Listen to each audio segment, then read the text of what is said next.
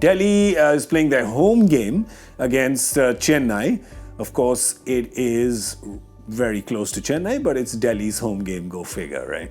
Correct. Mr. Bhogle will be there tomorrow, of course, at the game. But if you just look at it, for Delhi, geez, man, it's not going good, Michael. It's just not going good for Delhi. No, 2-2, they've lost. I just think, Rishabh, obviously the story of his comeback's remarkable. Just seeing back on a cricket field is great, but it's going to take him a few games to potentially get that firecracker back flying. It's all about the top of the order. I think in the last few years the top order's just not quite fired, and they've kind of changed lots of combinations at Delhi. They just need a win. However, it's just when you sometimes just desperately need a win, you look around your dressing room, you just hope one or two of your players stand out and produce some magic. We've seen that from a young quick bowler today. Ricky Ponting, he'll be saying to that group of players, come on, just someone step up. They just need a spark. If you get a spark in T20 cricket, you get one win, particularly against a quality team like Chennai, who have been typical CSK. It doesn't matter who's the captain, they seem to just play this method that they've created over many, many years. They all just know their roles and they're identified perfectly.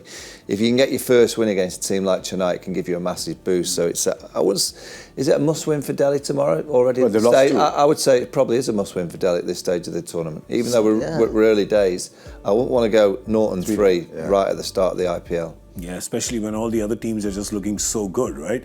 A lot dependent on Mitchell Marsh. Yeah, it's the same story again. Much like Punjab, not enough India batting. Yeah. And so we talked about the fact that their one India batter, Prithvi Shaw, they're not playing him because they want Mitch Marsh to open the batting.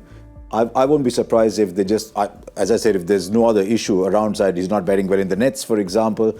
I'd like to see them go back to Prithvi Shaw and Mitch Marsh bat at 3, where he's won tournaments for Australia in the past from number 3. Yeah. So that might be the way to go to try and extend that. Because if you see after that, Vaughan's experience, your overseas players, your batting that day was Tristan Stubbs, Abhishek Porel, Ricky Bhui. Now, they want to play Fraser McGurk at some point. You don't know what the track in Visakhapatnam is going to be.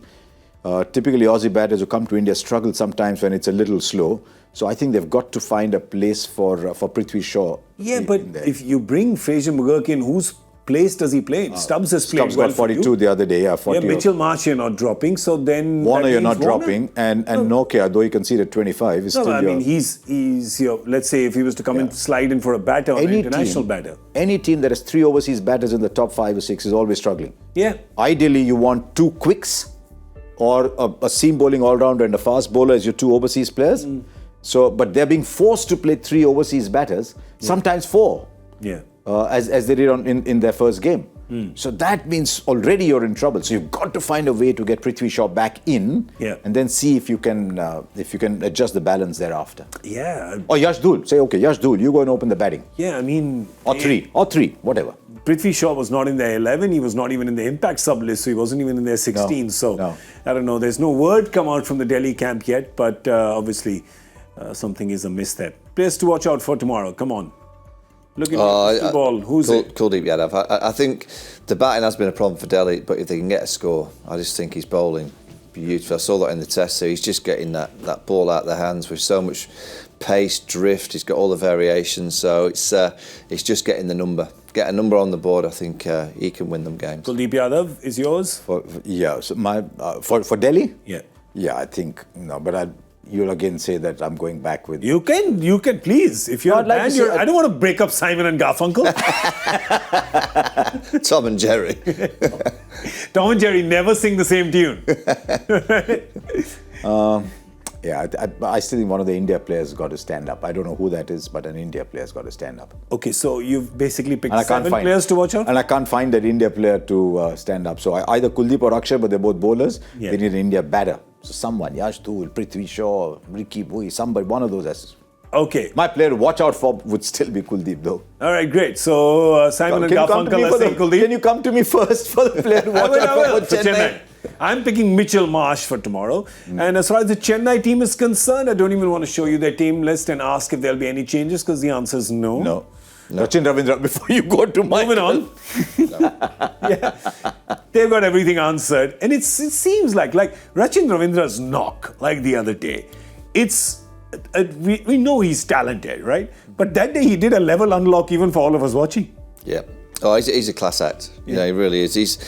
I would say he's in that little group of new players that have come into the game, but he's got that stardust of real quality. You know, I think we're going to be speaking about Ratchin for year after year after World Cup after World Cup. I just think he's got a natural ability just to play cricket. You know, he can bowl a bit of this, he fields well with a bat. He's got as good a bat swing as you could find. He's got options on the offside, the onside, short balls, full balls, gain spin. He's got absolutely everything covered, and he just slots into CSK.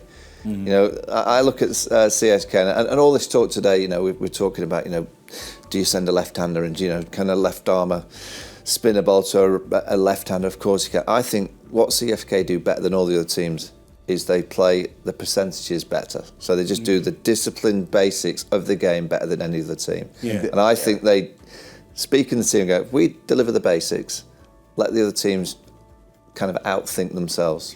Yeah. Look at also the players that they pick in their side, temperamentally, attitudinally. They've picked Rachin Ravindra, Ruturaj Gaikwad, Ajinkya Rahane, Moeen Ali, Daryl Mitchell. Those kind of players were just quiet, tough team players. Hashtag no fuss. No fuss, tough but tough. Yeah. I mean, there's a very famous story of CSK wanting to pick a well-known player, and when they put it to Dhoni, he said, no, he might spoil the team climate. He's not a team player. Oh. No, doesn't matter. We won't play him. Yeah. And they've just reinvented themselves. So what I like about Rachin Ravindra, the reason I said Rachin Ravindra before you go to him, was he's not playing for a landmark. He's not saying, okay, I've got to 40, so hang in there, get your own 50. No, he's got first game he got 37 of 15. Second game he got some 46 of 20. Whatever, he's played his part. Keep going. Yeah. That's the way you play T20 cricket. Is he your player to watch out for as well? Ravi Jadeja is always mine. Oh. Love him. Rock star. Well, at least the thing is they've both picked a Ravindra, right? So they've still sort of sung the same tune, but they've just harmonized. They've just sung it at a different... I found it. Simon and Garfunkel are on song today. Who's my player to watch out for? Shivam Dube. Shivam Dube. Another great example of someone who goes to CSK, gets a very clear role assigned, and is now comfortable playing that role because they're only going to judge him by that role. Yeah. We need someone to demolish the spinners in the middle overs. That's been a problem. Shivam Dube, you go and demolish. He came in that day with 5 balls left in the left-handers over. Yeah. After Ajinkya Rahane had got out, and he hit 2 of those for 6s. Yeah. Straight away, it's a 12-run over. You know, what Chennai does with, at least India players, is with India players is RO, right? Not reverse osmosis. He does reinvent and optimize. I love the way he let it slip that he knows what reverse osmosis is. No, I just know what RO means, reverse osmosis. You've been watching all reverse osmosis is, I don't know. Something that purifies water. But they reinvent and they optimize, and they do that so well. We're very tempted to say he does that so well. I'll tell you what else to do. It's not the captain. Better than most of the teams. They get the white ball swinging. Yeah. In the first 4 overs, Eric Simon, the bowling coach, I think he's still there, he works wonders with the seam bowlers. Because they generally always open with seam, and they always go to swing. Yeah. How often do you see Stephen Fleming in the spotlight? Yeah. How often do we even know Eric Simons is still there? Yeah. It's very understated. Understated team. But they've always swung the ball. Yeah. Deepak Chahar swinging the ball. Fizz got it to come back in a little. Swing.